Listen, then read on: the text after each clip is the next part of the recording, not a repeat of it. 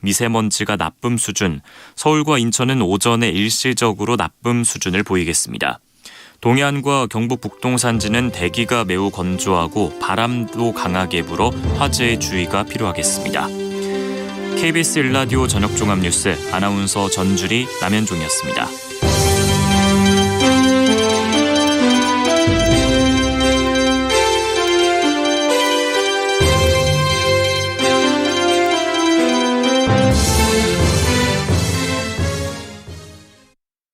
지금 시각 7시 20분입니다. KBS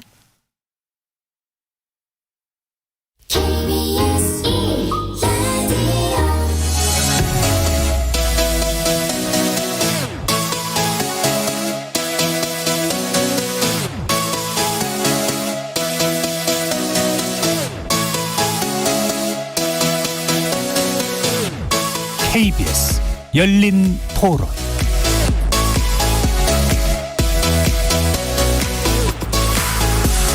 안녕하십니까. KBS 열린 토론 정준희입니다.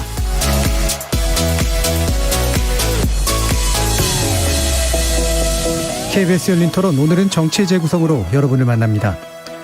주요 정당의 대선 후보가 확정된 가운데 지지 후보가 없거나 지지 후보를 바꿀 수 있다는 응답이 30대 이하 세대에서 높게 나타나서 이들의 불확정적 표심이 대선 승부를 가를 거라는 전망이 나옵니다.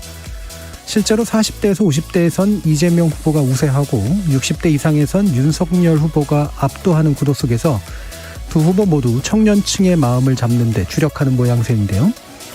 이러다 보니 20대 소득세 폐지 검토, 피선거권 하향을 위한 개헌, 모병제 도입 등 파격적인 공약까지 발표되고 있는 상황. 정치 재구성 논객들은 이를 어떻게 평가하고 있을까요? 나아가 내년 대선의 결과를 가를 키워드는 또 무엇일지 잠시 후에 자세한 분석 들어보겠습니다. 더불어민주당은 대규모 선대위를 꾸려서 본격적 선거 준비에 나선 상황이고요. 이르면 이번 주에 그 윤곽이 나타날 것으로 전망되는 국민의힘 선대위 조직 구성에도 관심이 모아지고 있습니다. 현재로서는 김종인 전 비대위원장이 이끄는 1인 지도체제 가능성이 유력해 보이는데요. 이어지는 2부에서 관련 내용 더 자세히 살펴보겠습니다. KBS 열린 토론은 여러분이 주인공입니다. 문자로 참여하실 분은 샵 9730으로 의견 남겨주십시오. 단문은 50원, 장문은 100원의 정보 이용료가 붙습니다. KBS 모바일 콩, 트위터 계정 KBS 오픈, 그리고 유튜브를 통해서도 무료로 참여하실 수 있습니다. 시민 논객 여러분의 날카로운 의견과 뜨거운 참여 기다리겠습니다. KBS 열린 토론 지금부터 출발합니다. 살아있습니다. 토론이 살아있습니다. 살아있는 토론, KBS 열린 토론. 토론은 라디오가 진짜입니다. 진짜 토론, KBS 열린 토론.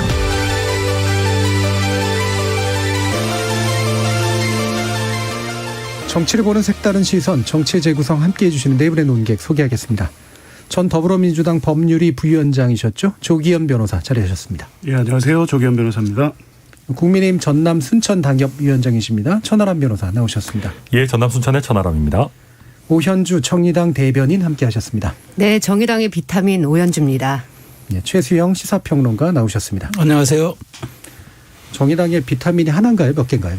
여러 개 있습니다. 여러 개 있습니다. 그 중에 하나입니다. 네. 톡톡 튀시는 분들이 많은 것 같아요. 정의당에. 네, 감사합니다. C인지 D인지 B인지 궁금하긴 하는데요. 나중에 좀 더 들어보도록 하고요.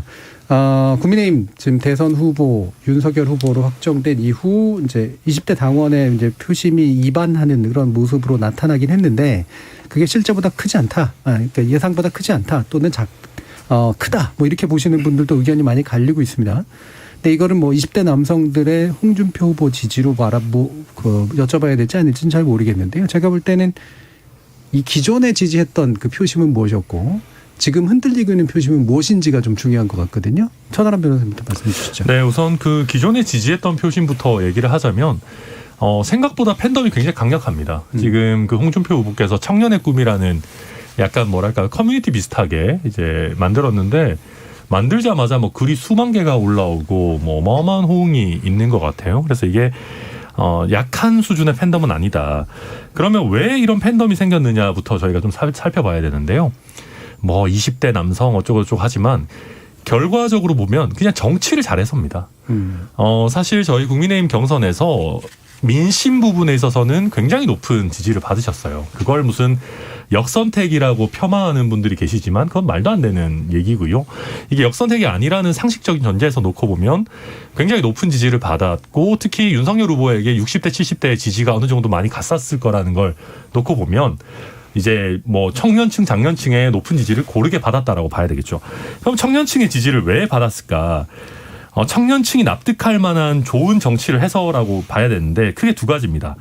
메시지와 태도로 나눠서 봐야 될 텐데 메시지 부분에서 조금 투박한 부분들이 있어요. 예를 들면 정시 100%라든지 뭐 로스쿨 폐지 사시 복귀라든지 이런 거는 좀 투박하지만 젊은 사람들이 갖고 있는 공정에 대한 담론을 그래도 어떻게든 자기 정책으로 구현해낸다라는 그러니까 관심 있는 부분을 메시지로 다뤄준다는 면이 또 있고요. 태도면이 사실은 더 중요한데 첫 번째는 쓸데없이 젊은 척을 안 했습니다. 무슨 뭐 약간 손발이 오그라드는 뭐 민지야 부탁해나 뭐 그 이재명 후보도 마찬가지죠.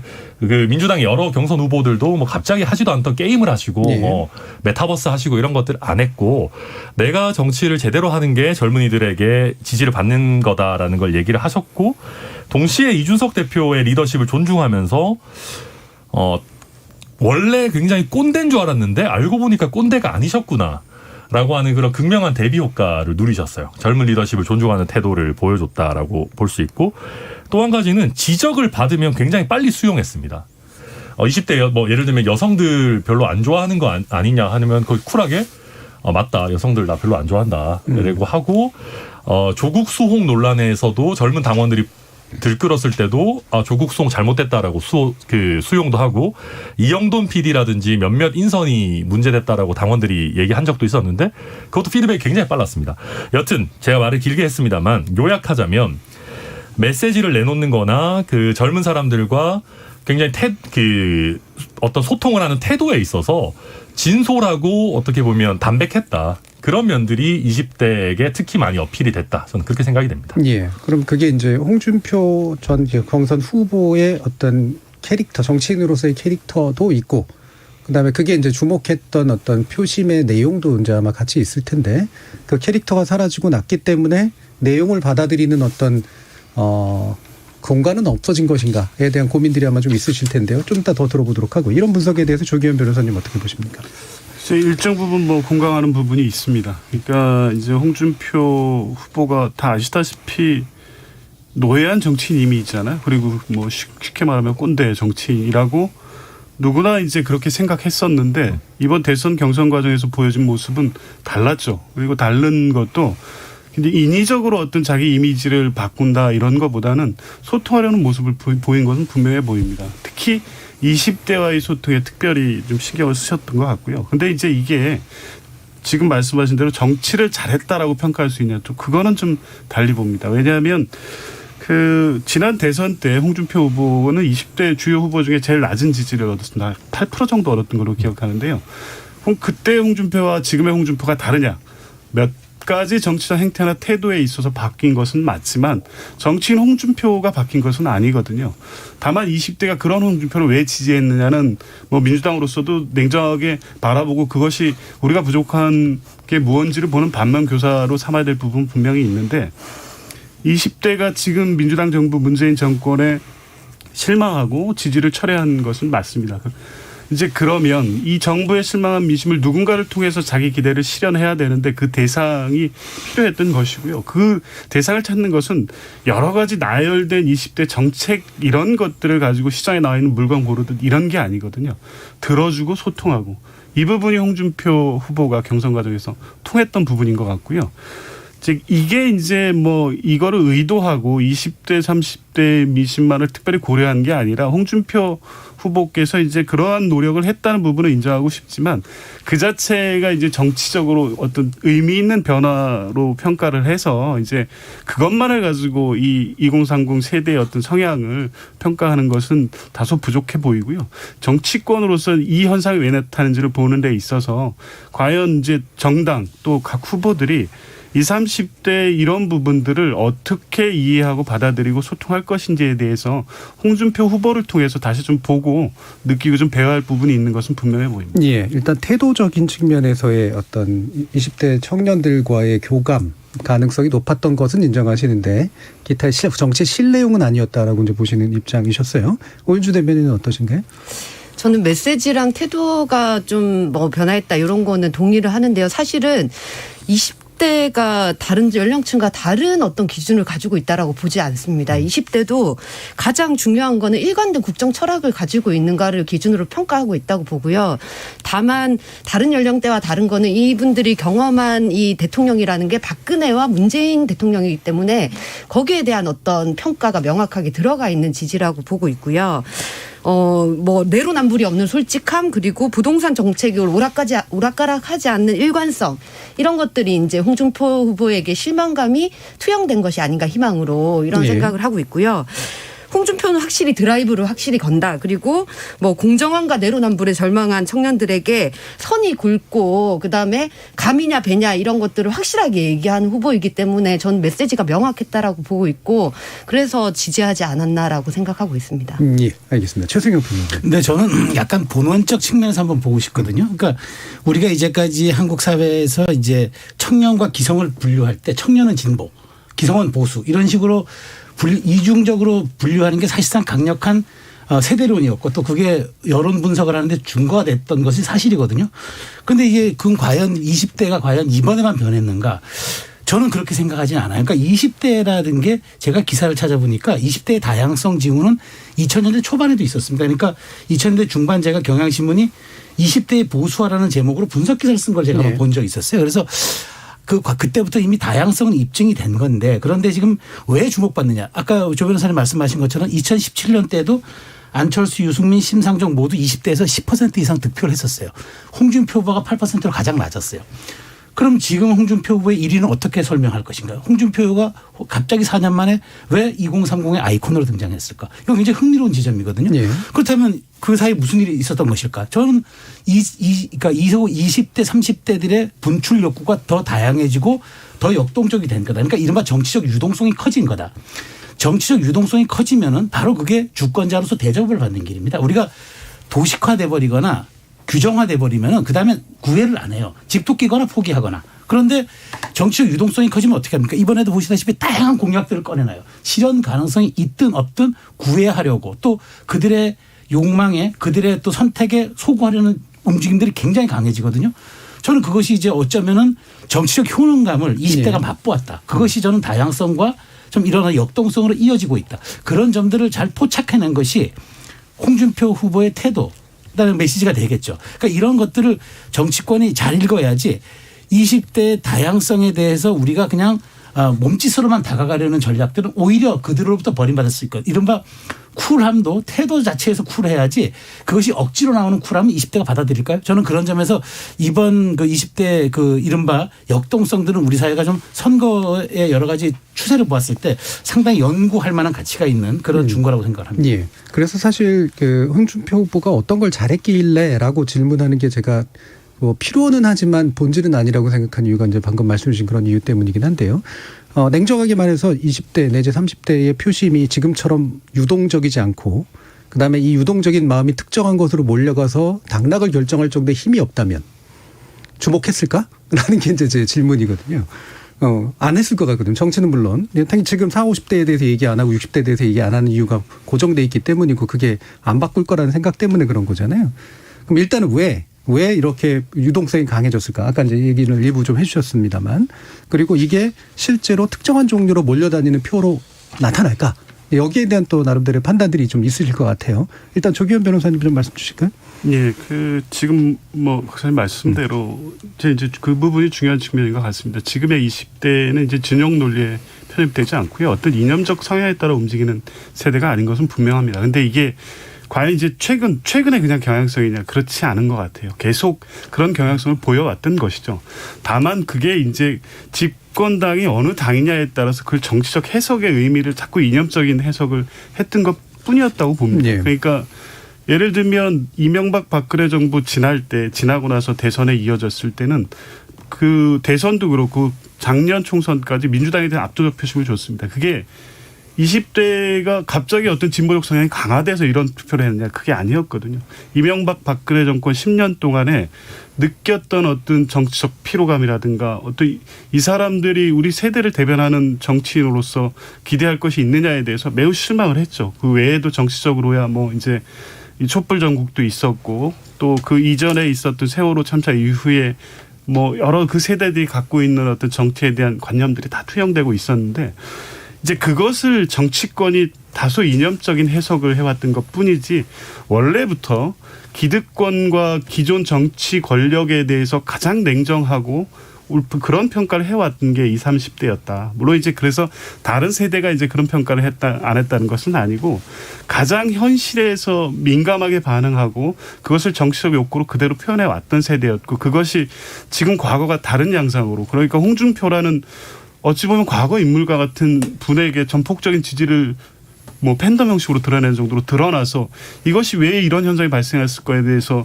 여러 가지 의문을 제기하고 있지만 이 현상 자체는 이미 오래전부터 형성와 있고 그것을 오히려 정치권의 이념의 잣대라든가 이런 부분으로 평가해왔던 것이지 세대적 특성은 과거와 지금이 뭐 크게 다르지 않은 형태로 계속 형성돼 오고 있었다 이렇게 보는 게 맞을 것 같습니다. 예. 근데 그게 이제 세대가 말씀처럼 이제 20, 30대라는 생물학적 연령대에서 나타나는 특성도 있고 그때 뭐 어떤 걸 경험해서 나중에 40, 50대로 올라가느냐도 또 달라지는 또 문제도 좀 있고 그래서 이 부분 좀 복합적으로 좀 파악돼야 될 필요는 있을 것 같은데 다시 최재성 평론가님 좀 말씀해 그러니까 저는 그러니까 이 세대론으로 정치를 도식화하잖아요. 예. 그럼 정치가 게을러져요. 예. 그러니까 굉장히 이게 편하거든요. 이게 말하자면 그 2030 이렇고 4090 이렇고 6070은 이렇다라고 도식화 시켜버리면 정치가 그다음에 할 일이 없어요. 거기에 맞게끔 그냥 자기 옷만 좀 갈아입으면 돼요.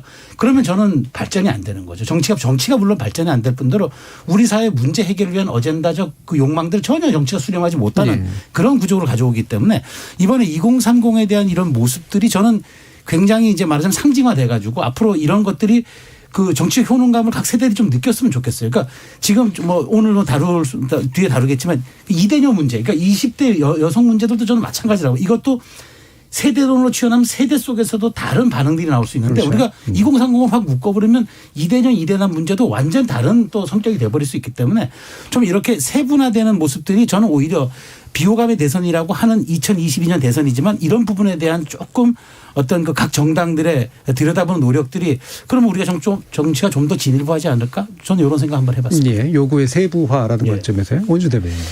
또 저도 그 최수영 시사평론가님 말에 굉장히 동의하는데요. 다양성과 역동성이라는 키워드로 봐야 된다고 생각하고 이미 2030은 2017년 대선 때 다양한 후보들을 경험했거든요. 유승민 후보도 받고 안철수 후보도 받고 심상정 후보도 받기 때문에 지금 국민의힘을 지지했던 사람들이 홍준표 후보를 지지했다고 해서 다시 국민의힘으로 그대로 수렴되지 않는 거는 예. 홍준표 후보라는 다양한 국민의힘 후보를 받기 때문에 그대로 아예 수렴하겠다라는 욕심 자체가 문제라고 생각을 하고요.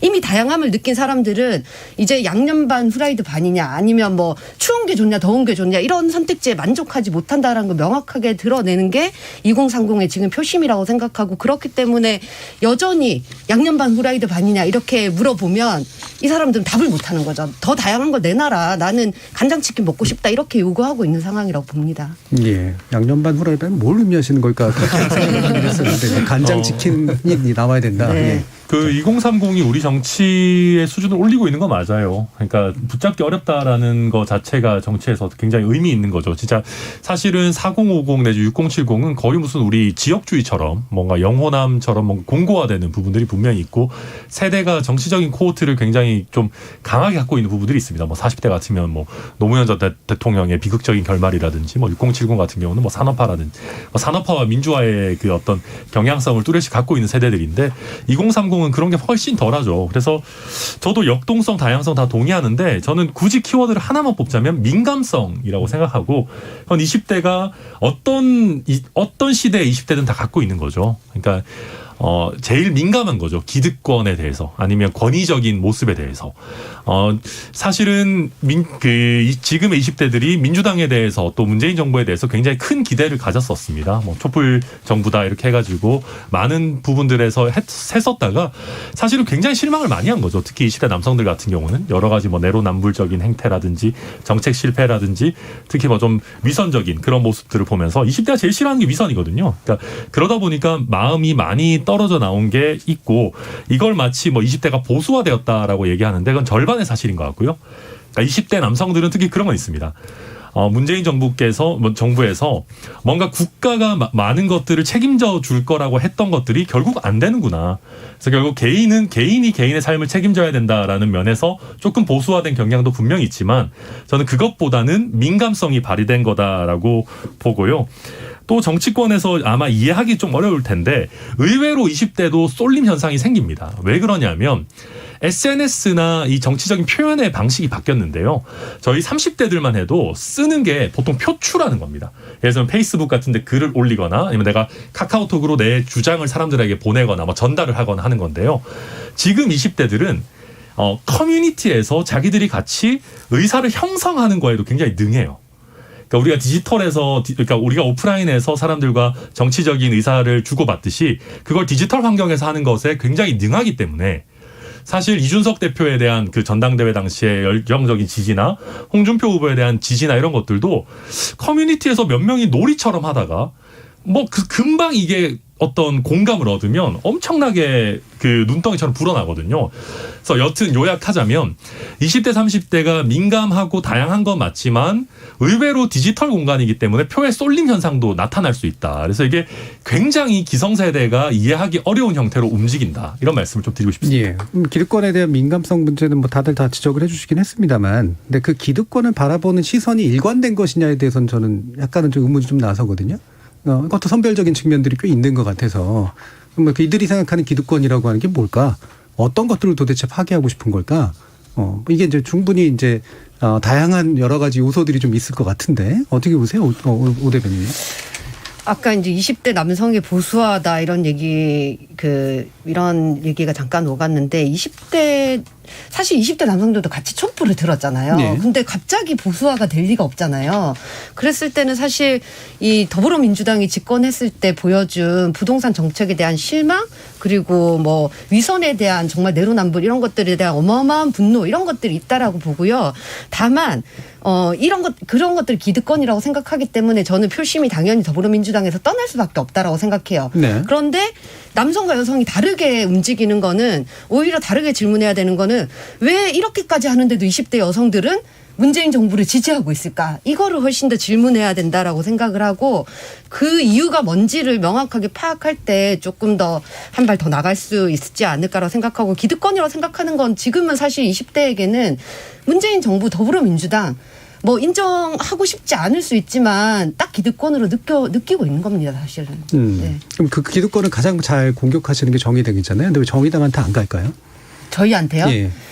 저희가 기득권으로 보기에는 굉장히 그러니까 정의당이 기득권이라는 소리가 아니라 네네. 기득권에 대한 공격을 가장 잘 충실하게 해온 게 원래 정의당이잖아요. 네네네. 그럼 왜 정의당으로 귀결이 되지 않냐는 거죠. 저희 목소리가 잘 안 들리는 것도 있지만 사실은 그 전에 이제 정의당의 이제까지 행보가 더불어민주당과 함께 엮이는 경우 아직까지도 여권이라는 표현을 쓴다던가 이렇게 같이 행보를 해왔던 점이 좀 비판적으로 평가하는 부분인 것 실제는 그 같습니다. 일원이 아닌데 일원으로서 인지된 면이 있다. 그리고 저희도 이제 한편으로는 개혁을 위해서 계속적으로 같이 행보를 맞춰온 부분이 있는 것 같고 정확하게 비판을 해야 할 때 제대로 하지 못한 부분들 그런 것까지 총체적으로 평가받는 거지 하나의 사건으로 평가받지는 않는다고 생각해요. 예, 최선영 평론가. 그러니까 지금 20대가 지금 그 토론이 좀 깊게 들어가고 있는데 저는 좀 굉장히 바람직하다고 보여지는 게 그러니까 지금 타임지가 얼마 전에 이제 그 MZ 세대를 분류할 때 MZ 세대를 우리가 뭐 이제 뭐 밀레니얼이나 이렇게 뭐 제너레이션 이렇게 하는데 그게 아니라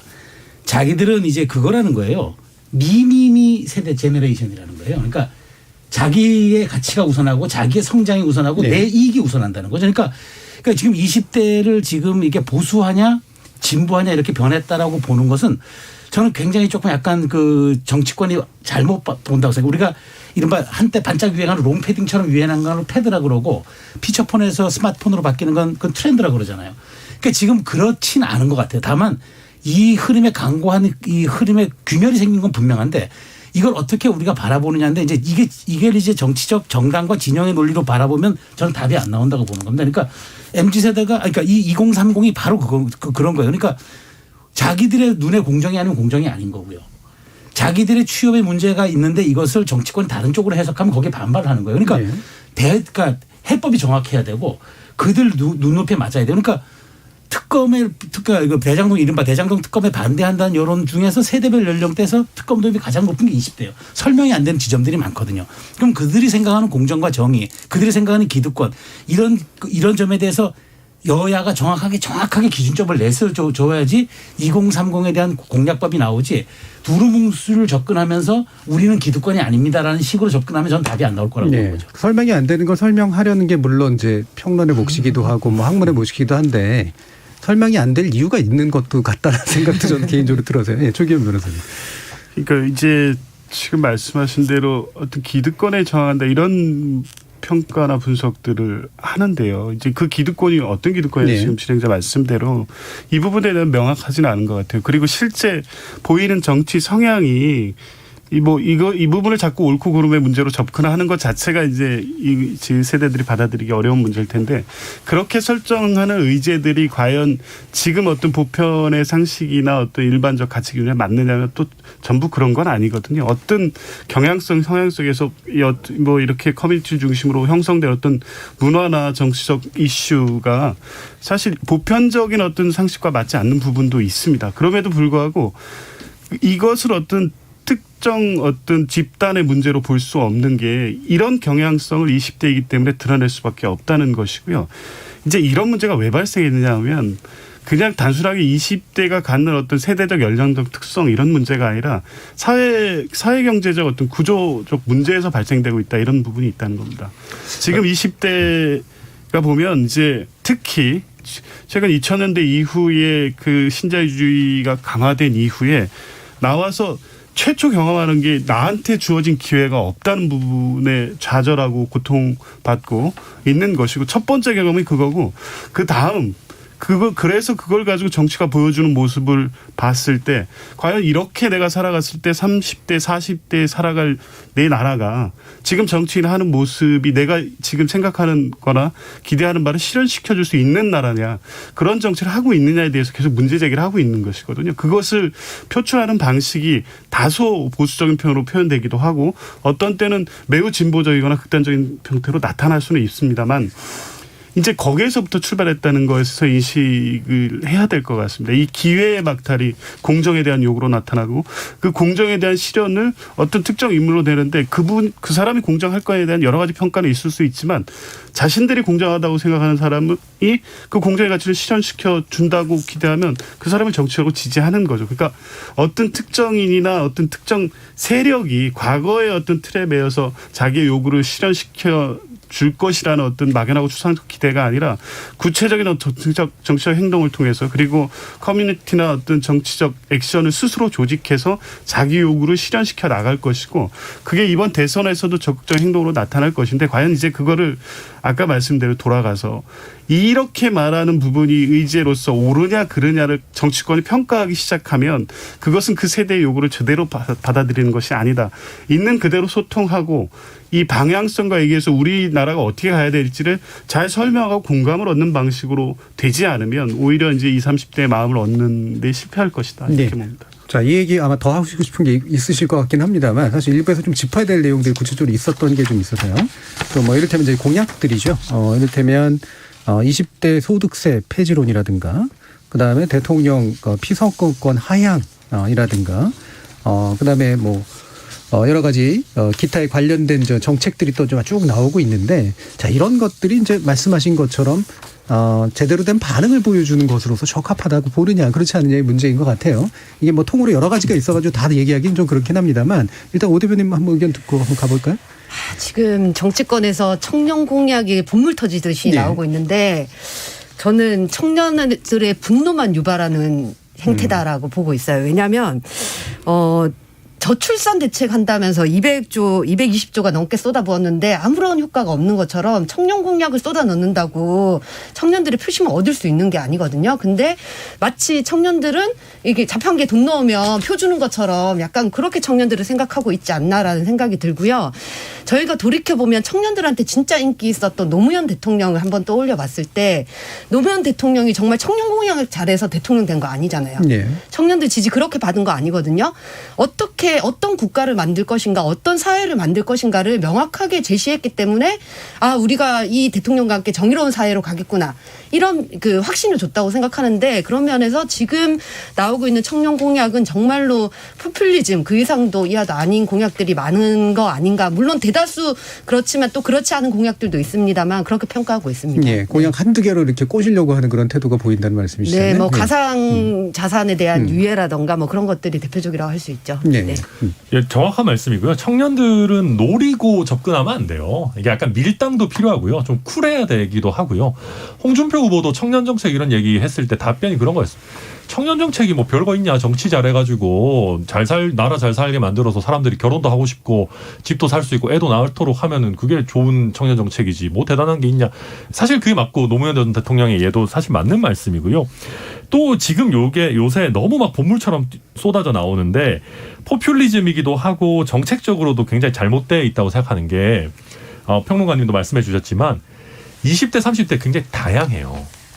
그러니까 요즘 우리가 정말 뭐 계층이나 뭐 정말 소득 수준이나 이런 것들이 굉장히 다변화됐습니다. 20대에도 떼돈 버는 사람들 많고요. 집 뭐 여러 채 갖고 있는 사람도 많아요. 근데 뭐 예를 들어서 일률적으로 20대 전체에 대해서 소득세 폐지를 검토하겠다. 이런 거는 너무 그 설익은 것일 뿐만 아니라 20대의 다양성을 제대로 고려하지 못한 거라고 봐야 되는 것이고요. 다만 몇 가지 좋다고 보는 부분들도 있습니다. 예를 들면 피선거권 연령 하향이라든지 뭐 대통령뿐만 아니라 뭐 국회의원과 지방의회 이런 부분은 사실 정의당에서 특히 청년 정의당에서 굉장히 적극적으로 하셨었어가지고 예. 근데 왜 그 전에 제안했을 땐 아무런 얘기가 없다가 저 그때 이제 와서 그때 강민진 그 대표님이랑 저도 같이 그 국회 본관 앞에서 그 낮춰야 된다고 써서 예. 시위도 하고 했었습니다. 근데 아무튼 이준석 대표가 물론 좀 급했던 것도 있어요. 저도 인정하고요. 홍준표 후보에게 보냈던 지지가 좀 흩어질 것 같으니까 좀 빠르게 예. 이슈를 캐치한 것도 전 분명히 있다고 봅니다.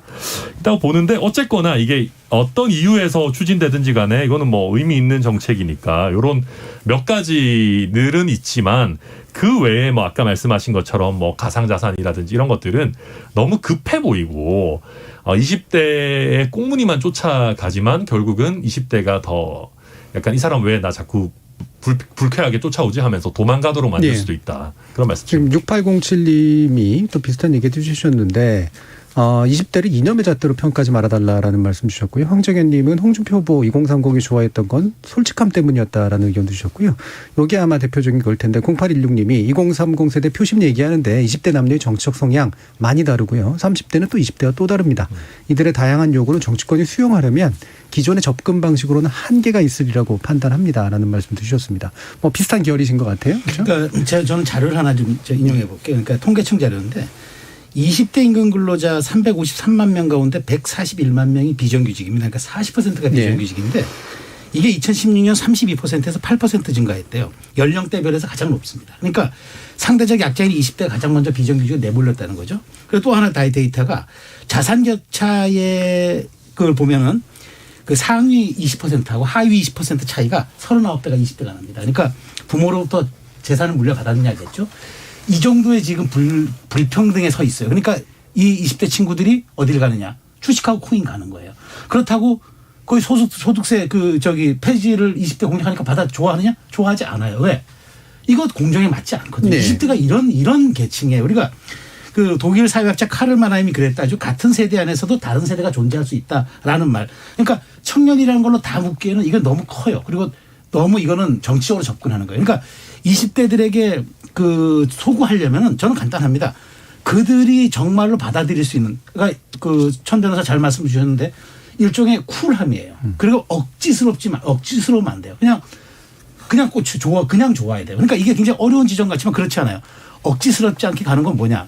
공약이나 개발도 그들의 눈높이에 맞게끔 접근해야지 이들의 마음을 사겠다라는 접근으로 그러니까 그 방식으로 접근하면 거꾸로 좀 역풍이 온다고 생각하는 거죠. 그렇다면 다시 이제 결론을 제가 말씀드리면은 지금 시기가 아주 좋아. 그러니까 2030이 유권자의 18%입니다. 스윙 보트예요. 그렇다면 잡으려면은 저는 살라미 전술로 나가라는 말씀드리고 싶어요. 뭉뚱그려 퉁치려고 하지 말고 예. 잘 잘라서 잘게 쪼개야 돼요. 그들이 먹게끔 잘 갖다 주는 거. 근데 맛있게 먹어줘야겠죠. 그냥 음식이면 안 되잖아요. 그런 점들을 저는 여야 정당 정책 만드는 사람들 메시지 전문가들 이런 사람들 고민해야 된다고 봅니다. 예. 이게 잘게 자르는 게 이제 지금 현재 어쨌든 보면 공약이 나오는 게 잘게 자르는 거기도 한데 이게 전체로 묶었을 때 그게 이를테면 말 그대로 살라미 한 통에서 나온 건지 아니면 여기저기서 잘라가지고 이제 갖다 붙인 건지도 이제 되게 중요한 부분인 것 같아요. 조기현 변호사님. 지금 이제 공감을 얻으려면 지금 이제 막 분출되는 이런 요구 그리고 이제 이번 대선에서 어쨌든 중요한 변수가 되는 것이 20, 30대 투표율인 건 분명히 하니까 이제 초기 지금 선거 본선 그 초기부터 적극적인 20, 30대 소통을 하고 있는데 지금 말씀하신 아까 소득세 면제 이런 부분 조급하고 너무 성급하죠. 예. 그러니까 아직 설리가 없고 이 검토 아이디어 차원에서 여러 개 나올 수 있지만 이것이 마치 지금 20대의 어떤 절박한 요구를 하나를 수용하는 것처럼 이걸 가지고 어떤 뭐 표심을 얻는다 이건 말도 안 된다고 생각하고요. 이런 부분들이 자꾸 노출되는 것 자체가 민주당의 선거 전략에도 크게 도움은 안 된다고 생각합니다. 예. 그러니까 일단 마찬가지인데요. 다른 공약들도 정책과 공약은 잘 다듬어서 제시를 해야 됩니다. 그거 없이 그냥 물론 지금 말씀하신 태도나 행태에 있어 그리고 보여줘야 되는 어떤 정치권의 자세에 있어서는 쿨함, 솔직함, 진솔함 그리고 소통하고 공감하겠다는 이런 모습도 보여주는 건 중요한데 정책과 공약으로서 이게 구체화될 필요가 있죠. 그리고 비전도 보여줘야 되고요. 근데 지금 당장의 어떤 환심을 얻을 것 같이 뭔가를 해주겠다는 내용을 자꾸 던지는 방식은 적절하지 않다고 생각하고요. 이럴 때일수록 오히려 청년 공약이나 이런 부분들은 잘 가다듬고 구체적 요구를 잘 받아들여서 지금 말씀하신 대로 예. 아주 세분하고 구체적으로 해야 되는데 이렇게 어떤 아이디어 차원에서 지금 나오는 얘기들을 지금 막 던지면서 이 일종의 떠보기식으로 이건 어때 저건 어때 이런 방식으로 해서는 뭐 표심을 얻는데도 실패하고 이런 태도가 오히려 지금 기존 정치권의 한멸을 느낀 20대의 어떤 비판 정서에도 부합하고 있기 때문에 예. 실수한 건 실수한 거니까 지금 뭐 근데 이재명 후보는 계속 듣고 경청하겠다는 입장에서 기본에서 가시기 때문에 어떤 내용을 약속하기보다는 지금은 아직 4개월이면 충분합니다. 듣고 제대로 준비되고 소통할 수 있는 내용이 준비됐을 때 공약을 좀 구체화했으면 좋겠다 이런 예. 일부에 마칠 시간이 되긴 했습니다. 요거는 이제 그럼 간단히라도 네 분께 한번 짚고 이제 넘어가 줬으면 좋겠다 싶은데요. 일단 제가 최근 뭐 원래 이제 정치라는 게 그렇긴 하지만 최근에 이제 후보들 모습을 보면 가톨릭 가가지고 이제 신명 얘기하고, 그 다음에 개신교 가가지고 또 거기서 이제 막 기도하고, 그 다음에 불교 가가지고 또 이렇게 뭐 승적은 아니죠. 예, 이렇게 여러 가지, 불교적인 어떤 언행들을 하고 하는 그런 모습들의 더 과장된 버전 같은 느낌이 드는 경우들이 되게 많은데, 대표적으로 20대를 주목한다 그러면서 이제 남녀를 이제 갈라서 이제 얘기를 할 수밖에 없는 상황들이 생기잖아요.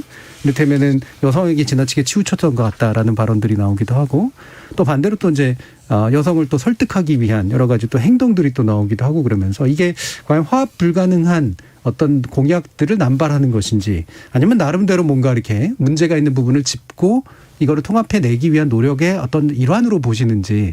일단 뭐 정의당 같은 경우에는 모병제 방안까지 내시긴 하셨어요. 한번 말씀 주시죠. 20대 남성하고 20대 여성이 절절하게 느끼는 문제가 다른 차이가 있는 건 맞아요. 네. 그런데 이제 공약 자체를 할 때 차이가 있는 걸 세심하게 들여다보고 한다는 면에서 저는 공약은 그렇게 나가야 된다라고 봅니다. 다만 그 후보들이 가지고 있는 이 공약을 바라보는 태도가 굉장히 문제적으로 드러나고 있다라고 보는데요. 예를 들면 뭐 성평등 공약은 마치 20대 여성의 것마냥 우리가 뭔가 시혜적인 걸 던져주는 마냥 이렇게 한다던가 이런 식으로 공약을 접근하기 때문에 모병제도 마찬가지예요.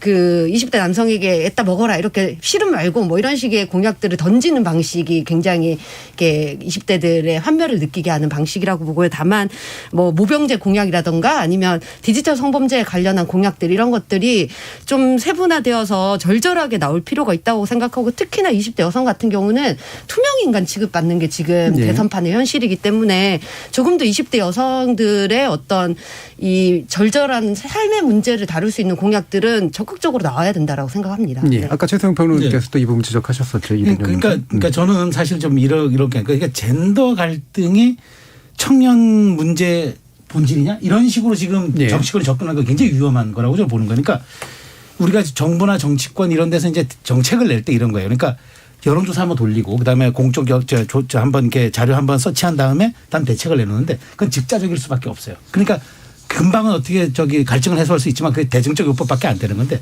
저는 솔직히 말씀드리면 2030의 소외 문제는 젠더 문제가 아니라 경제적 문제라고 저는 봐요. 네. 그러니까 누가 더 안정적 일자리를 공급할 수 있고 그다음에 미래를 기대할 수 있는 불안감을 해소시켜 주느냐 약간의 신뢰감 그리고 우리가 20대 보고 재난지원금 너희들 줄게 해도 제일 많이 반대하는 세대가 20대예요. 왜? 그건 나중에 우리 빚이잖아요 라고 항변하는 거거든요. 그러니까 그런 데 대한 불안감을 원천적으로 주지 마는 것 쪽으로 가야지 마치 남녀가 젠더 갈등이 청년 문제의 본질이야. 이러면 다른 대책이 안 나오는 거죠. 그러니까 정치권이 저는 위선으로부터 탈피해야 된다고 보는 겁니다. 그러니까 표를 받는 건 좋은데 좀 더 솔직하게 표를 받으라는 거죠. 저는 예. 그 말씀 드리고 싶은 거예요. 천하람 변호사님. 네, 근데 젠더 갈등도 되게 중요해요. 근데 지금 정치권이 젠더 갈등을 소비하는 거는 너무 피상적이고요. 이준석 대표가 그런 얘기를 했어요. 그 젠더 갈등이랑 뭐 SNS였나 이런 거는 보호 요리 같다. 굉장히 잘 하지 않으면은 오히려 사람들을 해친다. 그러니까 젠더 갈등 오히려 유발하는 거죠.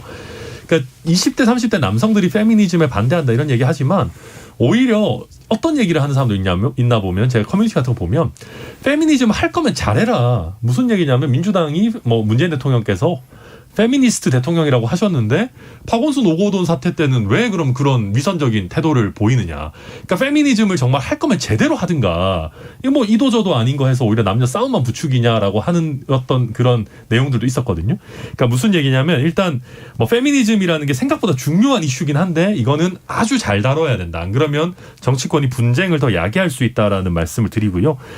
그 20대 30대 여성 문제는 되게 쉽지 않죠. 아마 정의당에서 제일 그래도 덕을 많이 보실 것 같은데, 왜냐면 깨놓고 얘기해서 그 거대 양당의 후보들이 별로 20대, 30대 여성에게 그렇게 어필하는 스타일들이 아니세요. 그러니까 이재명 후보 같은 경우도 뭐 형수 욕설 논란이라든지 뭐 좀 약간 거친 부분들이 있고, 윤석열 후보는 너무 이렇게 막 쩍벌하고 다니시고 약간 좀 이렇게 너무 이렇게 아저씨 같은 쩍벌하고 앉아 계시죠? 다 예, 네, 쩍벌하고 이렇게 막 이렇게 앉아 계시고 하니까 쉽지 않은 부분이고 그래서 지금 심상정 후보께서 꽤 많은 지지를 받으시는 것 같은데 윤석열 후보도 그 몸에 밴 습관이 하루아침에 없어지는 건 아니고 단순히 쩍벌의 문제만은 아니에요. 약간 가부장적인 옛날식 보스의 느낌을 주는 부분들이 있기 때문에 그런 뭐랄까요 좀 본인의 색채도 조금 더 요즘 트렌드에 맞게 태도 면에서는 최소한 노력하는 모습은 좀 보여줘야 된다 이런 말씀 드립니다. 예. 그러니까 이를테면 이준석 대표 같은 경우가 20대 남성의 불만을 무시하지 않고 잘 포착한 케이스인데 그렇다고 해서 이제 20대 여성의 문제를 좀 세심하게 다뤄가지고 같이 통합해냈냐면 저는 아니라고 생각을 하기 때문에 그렇죠. 네. 이 부분이 이제 그래서 어차피 화합이 불가능한 문제인지 아니면 20대 남성의 그러니까 불만을 제대로 주목하고 20대 여성들의 또 불안감에 대해서도 제대로 주목하는 게 같이 갈 수 있는 어떤 요소들은 무엇일까 이런 고민들 아마 하고 계실 것 같아요. 마지막으로 조국현 변호사님 들어보죠.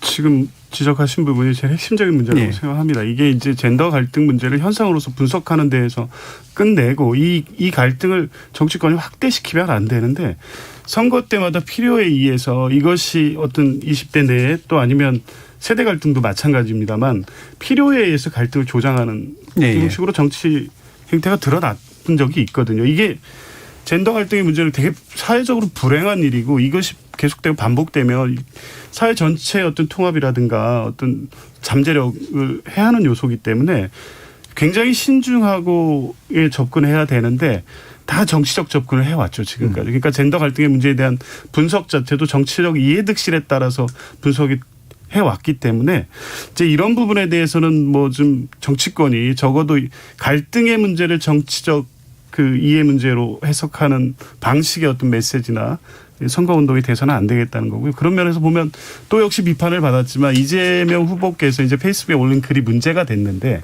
그 내용은 이러한 의견이 있다는 것도 내부에서 좀 공감하면서 대화를 시작해보자는 취지였는데 이제 그런 노력이 필요하다고 봅니다. 이게 마치 갈등을 부추기는 것처럼 또 언론에 보도되고 이런 비판은 받았지만 이제 거기에서 또 논의를 시작해야 된다는 입장이고요. 이것을 어떤 뭐 정치권 어떤 정치 세력도 갈등을 부추겨서 그걸로 어떤 정치적 이해를 얻으려는 것은 결과적으로 성공하지도 못할 뿐더러 그런 방식의 대선을 접근해서는 성공할 수도 없다. 이렇게. 이재명 후보가 공유한 글을 단순히 언론이 부추겼다라고 보는 건 굉장히 문제적이라고 생각을 하는데요. 거기에 내용이 보면 페미니즘을 깨부수자 뭐 이런 얘기가 나온단 말이에요.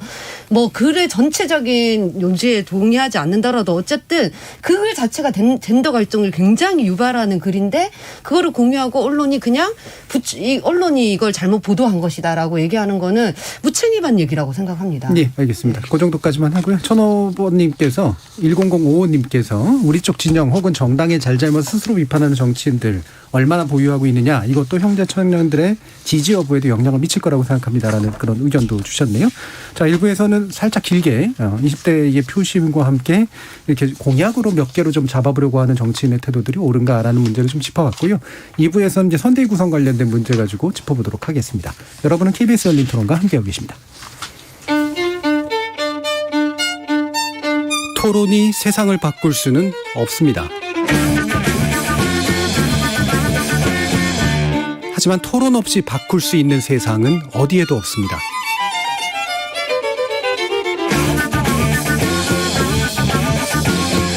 세상의 선한 변화를 갈망하는 당신. 정답이 아니라 질문의 힘을 믿는 당신. 우리 KBS 열린 토론에서 만납시다.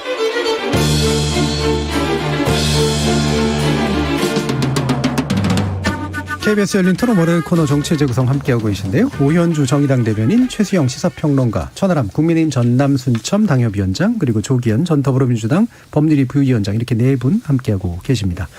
자, 일단 지금 선대위에서 결국은 김종인이냐 아니냐 사실 이게 관심인데 어느 정도 분위기가 형성되고 있는지 천하람 변호사님께 여쭤야 될 것 같네요. 솔직히 말씀드리면 이제 안 오기도 이상한 분위기가 됐죠. 예. 그러니까 안 오도 뭔가 안 모시려고 해도 이상하고 거절해도 이상한 그런 분위기가 됐기 때문에 다들 오시는 거는 기정사실하고 계신 것 같습니다. 있는 것 같습니다. 당내에서는. 근데 이제 결국 중요한 거는 어느 정도 실권이 있느냐.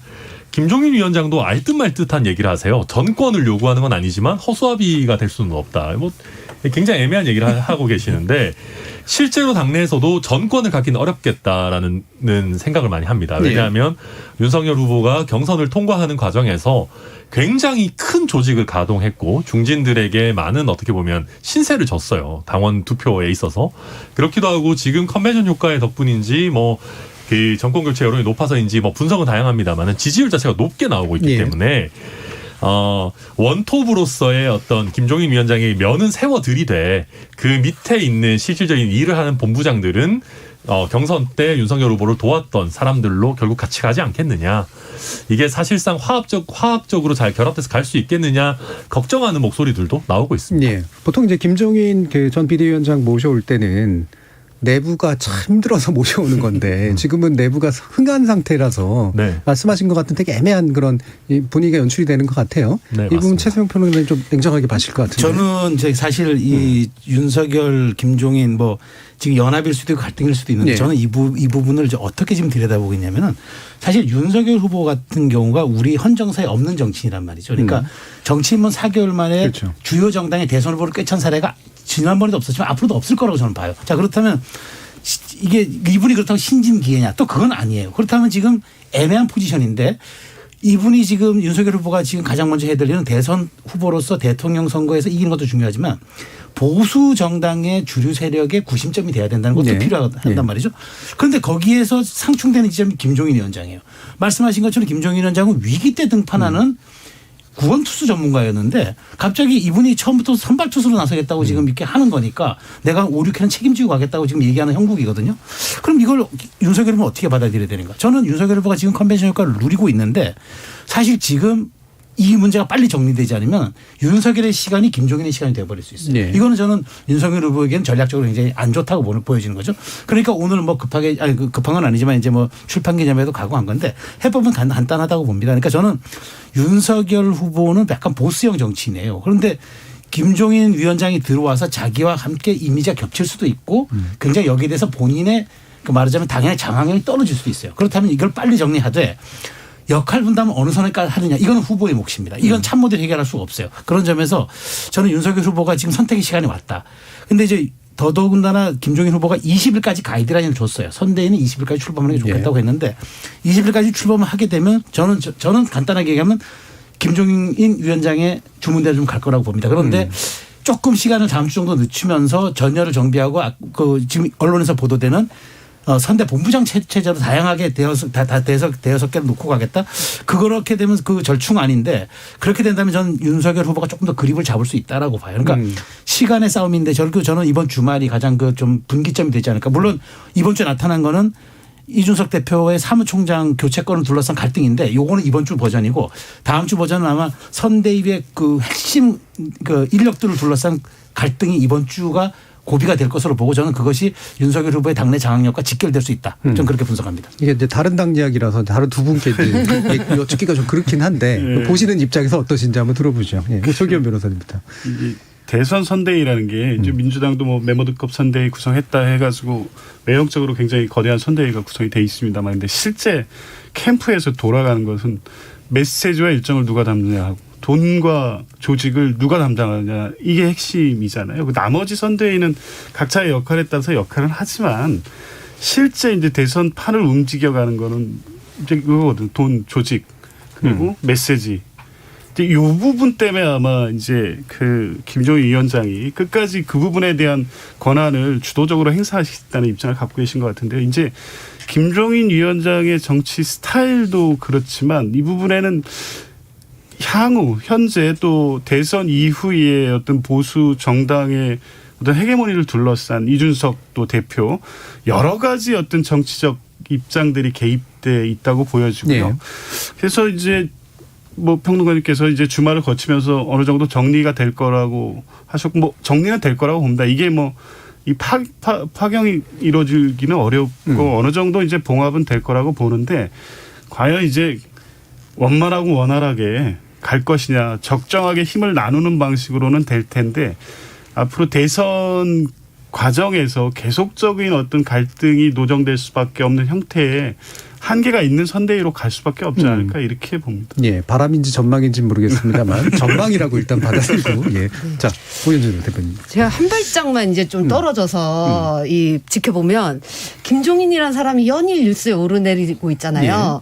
그럼 국민의힘은 김종인이라는 사람이 없으면 아무것도 아닌 건가? 아무것도 할 수 없는가? 약간 굉장히 무능해 보인다라는 생각이 좀 드는 게 좀 사실이고요. 그리고 김종인 위원장이 그 전에 이제 박근혜 대통령을 당선시켰고 그다음에 민주당으로 넘어갔더니 총선에 참패하고 막 이런 왔다 갔다 하는 사연이 있었잖아요. 그걸 보면서 어떤 생각이 드냐면 이번에 만약에 민주당이 이 대선에서 패했다고 가정할 때 김종인 위원장은 그런 민주당의 그 비상대책위원장으로 가는 것인가 이렇게 생각이 들 만큼 굉장히 양당의 어떤 이 리더나 혹은 선거를 지휘한다는 사람의 인물이 고갈되어 있지 않나 조금 그런 생각을 했습니다. 네. 갑자기 예. 막 정의당 가시고 그러시지 않을까. 저희는 뭐 원하지 않습니다. 정의당은 모셔올 형편이 안 되실 것 같아요. 예, 그분은 원하지 않습니다. 담을 만한 그릇이 아니에요. 짧게 한 말씀드리면 국민의힘이 지금 하나는 놓치고 있는 게 있는 것 같은 게 지금 예. 그렇잖아요. 김종인 위원장을 모시고 오겠다라고 전략을 세우는 거는 본선에서 큰 민심을 받아로 나가기 위해서는 중도층의 민심을 네, 얻기 위해서 그렇죠. 하겠다는 거잖아요. 네. 그럼 이게 앞뒤가 본말이 전도됐어요. 지금은 뭐냐면은 말하자면 정권교체 지수도 높고 윤석열 후보 지지율도 높기 때문에 이게 국민들 눈에는 권력 다툼으로 비춰지고 있다. 그렇죠. 주류 경쟁. 예. 그러니까 이른바 주류 세력의 교체 혹은 주류 세력의 선정 경쟁. 그럼 국민들 눈에는 이게 그러니까 중도층 소구 혹은 민심의 바다로 나아가는 확장성의 문제가 아니라 권력 투쟁의 눈으로 비치는 순간 바로 역풍이 불거든요. 예. 지금 이 점을 놓치고 있어요. 그러니까 저는 시간의 싸움은 빠를수록 좋다. 그러니까 김종인 위원장이 얘기한 20일 이번 주 말이잖아요, 사실은. 근데 제가 보기엔 쉽지는 않을 거예요. 그렇다면 어찌됐건 지금이라도 빨리 이걸 정리하지 않으면은 국민들 눈에 탐욕과 자리 다툼으로 비치는 순간 저는 또 이후에 지표 그러니까 선거의 구도가 어떻게 펼쳐질지 모르기 때문에 이 부분은 저는 좀 국민의힘이 좀 들여다볼 필요가 있다고 그게 중요한 부분 지적해 주셨는데 말씀 나오신 김에 지금 이제 윤 후보 선대위 구성은 되게 이제 포괄적으로 넓게 구성하겠다 이제라는 말씀인데 실제로 그게 가능하며 유리한 구도를 만들어낼까 어떻게 보세요? 그래서 지금 뭐 다들 그 이제 본선의 확장성의 문제를 얘기하잖아요. 뭐 호남도 끌어안고 오늘 아침에 이제 막 윤석열 후보가 최고위원회 참석 안 해가지고 막 난리가 났는데 알고 봤더니 뭐 무소속 이용호 의원 만나러 갔다. 이분이 이제 전북의 지역구를 두고 있는 분이라 끌어들이면 상징성도 상당히 있죠. 근데 저는 그렇게 봐요.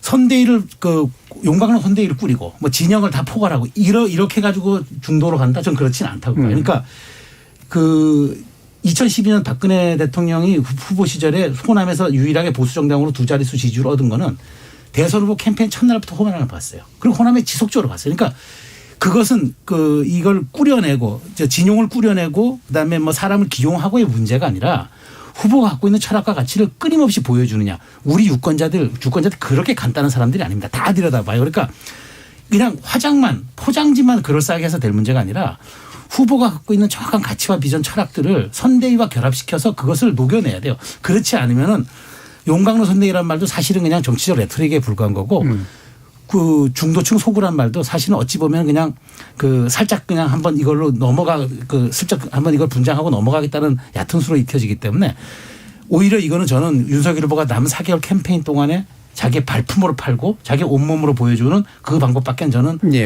그것이 진정성일 수밖에 없다는 말씀드리고 알겠습니다. 다른 이제 당 3당이기 때문에 그래서 이제 자당의 선관위 관련된 내용과 그다음에 타당의 어떤 행보에 대해서 같이 좀 얘기를 해주면 될 것 같은데 바로 천하람 변호사님 그럼 지금 이 얘기가 이제 결국 선대 구성의 포용성이라는 건 실제로 가능한 문제인가라는 거니까요.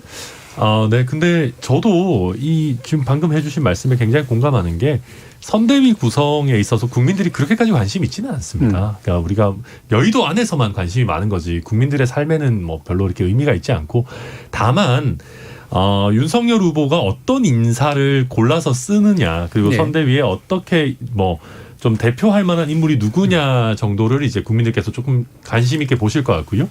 예를 들어서 금태섭 전 의원이라든지 이렇게 조금 더 중도적 성향이 있는 사람들이 좀 앞으로 나선다라고 하면 이제 좀 더 이제 이야기거리가 될 것이고 그게 아니라 이제 국민의힘 안에서 조금 흘러간 듯하게 좀 표현이 좀 강합니다만 약간 구태 정치인으로 평가받는 분들이 전면에 나선다라고 하면 또 그것도 그 나름대로 평가를 받을 겁니다. 이름에 친이계 귀환이라는 얘기들도 나와요. 지금. 네, 사실 친이계 굉장히 많죠. 그 윤석열 후보 주변에. 그래서 이게 저도 당에 몸담고 있는 사람으로서 걱정되는 부분은 이게 단순히 대선을 넘어서 지방선거를 준비하고 또 당의 체질을 바꿔야 되는 굉장히 중요한 시기인데 지금 이 선대위 구성과 관련돼서 굉장히 중요한 플레이어들 김종인 위원장, 이준석 대표, 윤석열 후보가 셋 다 기성이 굉장히 강합니다. 그리고 셋 다 그립을 쥐고 가고 싶어하는 스타일이고 특히 이준석 대표 같은 경우는 뭔가 그 공직 후보자 자격 시험 같이 해서 좀 이렇게 새로운 그런 걸 해보고 싶은데 그게 또 지금 현재로서는 당내에서 많은 지지를 받기 어려운 여러 가지 복잡한 상황이기 때문에 이게 저희 딴에는 내부적으로 굉장히 복잡하고 중요한 일이지만 결국 이거에 대해서 잘 모르시는 국민들이 보시기에는 쟤네 벌써 선거 다 이겼나.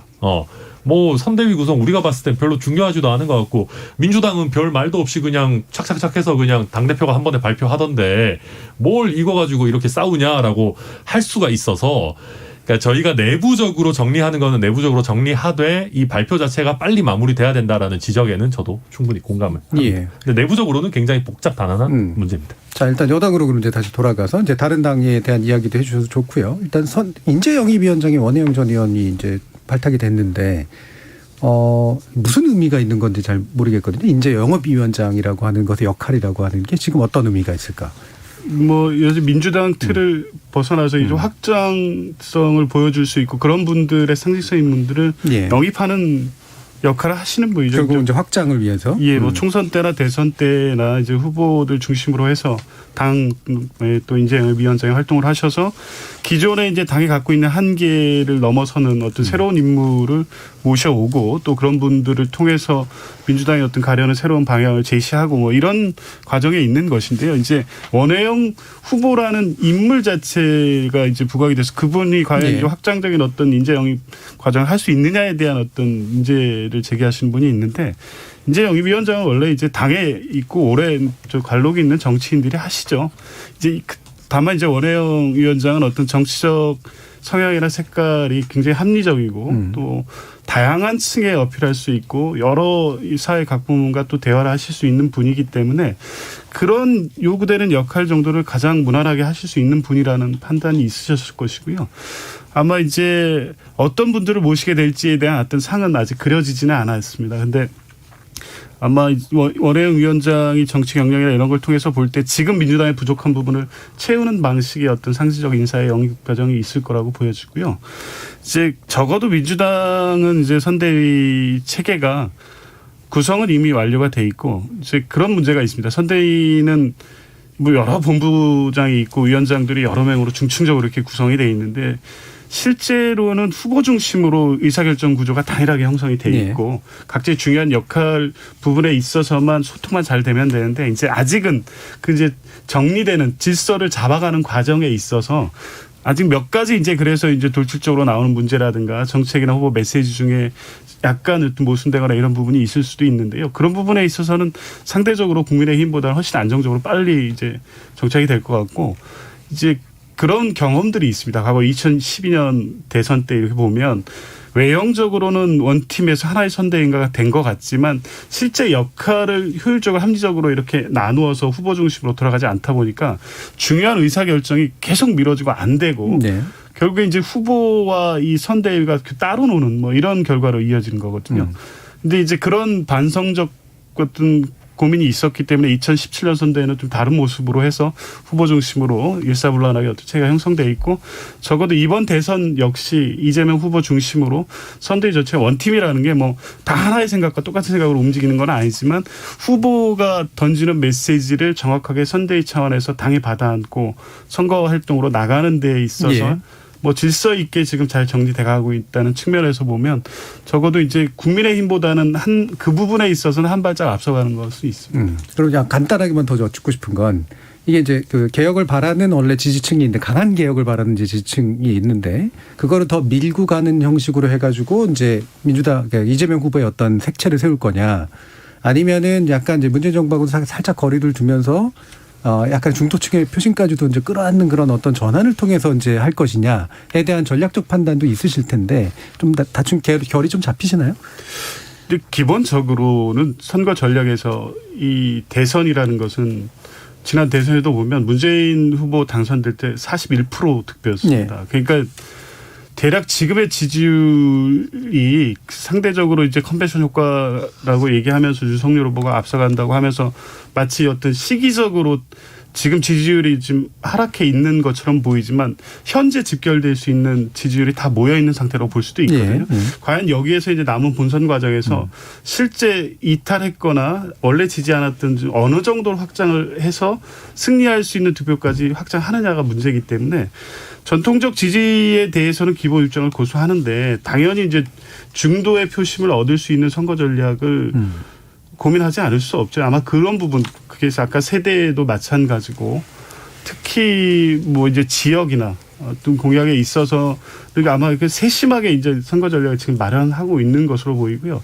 과거처럼 뭐 이제 당이 어려움에 처했을 때 기존의 어떤 강력한 개혁 정책으로서 중도층을 그런 방식으로 견인할 것이냐 아니면 이런 식의 어떤 논란이 외부화되지는 않을 것으로 보고 있고요. 이런 부분이 선거 전략 단위에서 지금 세심하게 검토되고 있는 것으로 알고 있습니다. 자, 이제 정의당께 이제 여쭙게 되는 건데, 뭐 다른 언급도 괜찮으시고, 이게 정의당에 대해서는 질문하는 언론들의 모습이라는 게 매번 보면 민주당 연장할 거야랑 그다음에 제3지대 안에 참가할 거야. 결국 두 개뿐이 없어가지고요. 사실 예의 바른 질문은 분명히 아닌 것 같고, 어떤 결을 잡아가면서 이제 이런 부분을 고려하고 계시는지는 얘기를 좀 듣고 싶네요. 얼마 전에 있었던 심상정 후보 기자 간담회에서 명확하게 답변을 했습니다. 이번이 마지막이다. 나한테 더 이상 질문하지 마라. 라고 하시면서 단일화의 시효는 끝났다. 그리고 민주당의 개혁 열차는 탈선했기 때문에 민주당과의 단일화는 없다라고 선언을 했기 때문에 제가 뭐 후보님의 입을 빌려서 말한다면 단일화는 끝났다라고 얘기를 하고요.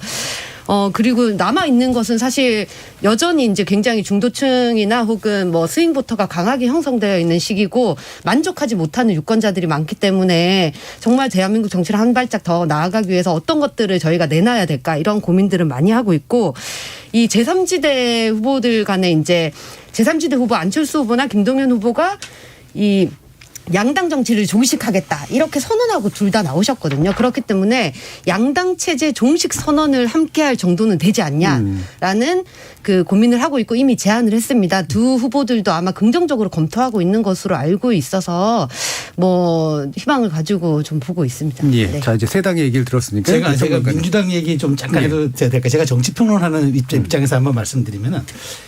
지금 좀 질문에 그랬잖아요. 그러니까 문재인 정부 차별화 지점으로 갈 것이냐. 이제 지금 저는 굉장히 그 중요한 대목이라고 보는 게요.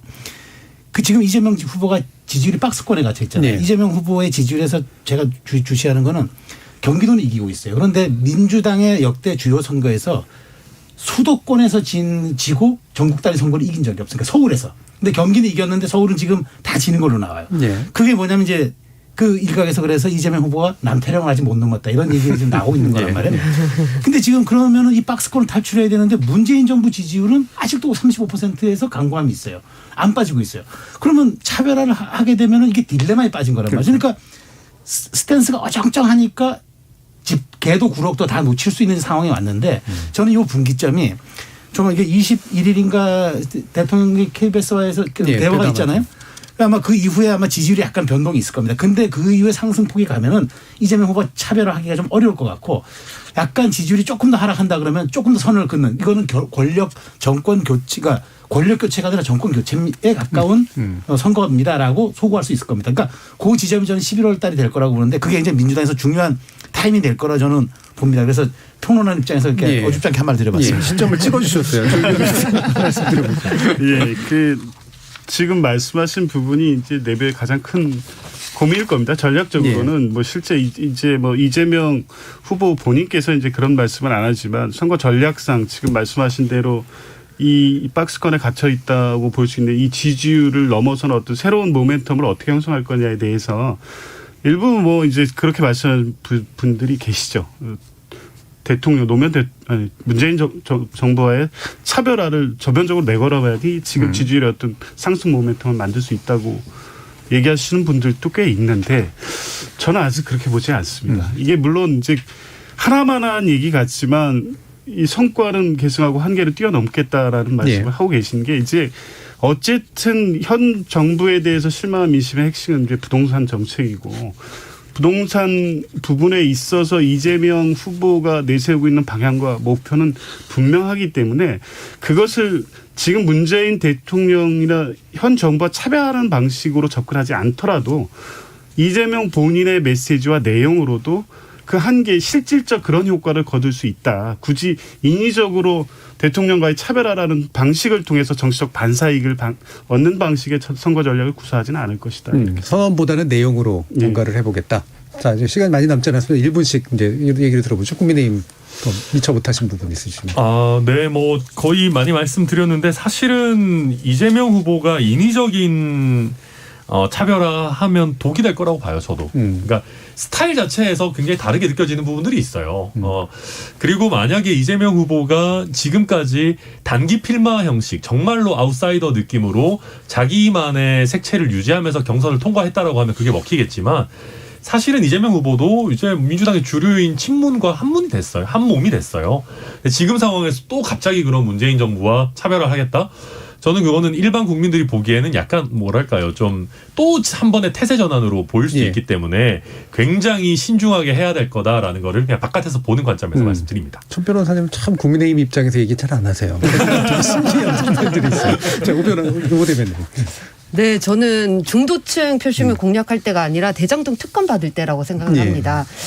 굉장히 많은 사람들이 대장동 특검을 얘기했는데 떳떳하다면 대장동 특검을 받으면 그리고 말끔하게 의혹이 해소된다면 중도층은 당연히 따라오는 거라고 생각하고요. 그런 의미에서 지금은 그 고민을 할 때다라는 말씀 드리고 싶습니다. 네, 알겠습니다. 자, KBS 열린 토론 월요일 코너 정체 재구성은 이렇게 새롭게 구성한 패널과 함께 모두 마무리하겠습니다. 오늘 함께해 주신 조기현 전 더불어민주당 법률위 부위원장, 그리고 국민의힘 전남 순천 당협위원장, 천하람 변호사, 최수영 시사평론가, 그리고 오현주 정의당 대변인 모두 수고하셨습니다. 감사합니다. 감사합니다. 감사합니다.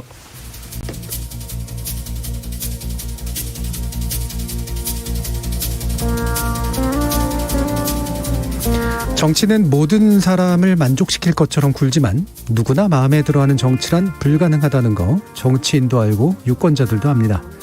그래서 일단 굳건한 지지층을 확보한 다음 그 외연을 확장해서 상대적 다수를 이룰 수 있도록 노력하는 게 현실 정치죠.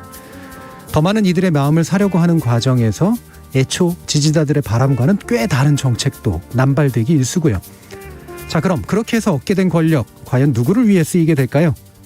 우리는 정말 후보자의 과거를 정확하게 평가하고 선거 이후의 실제 모습을 그려가며 선택하고 있는 게 맞을까요?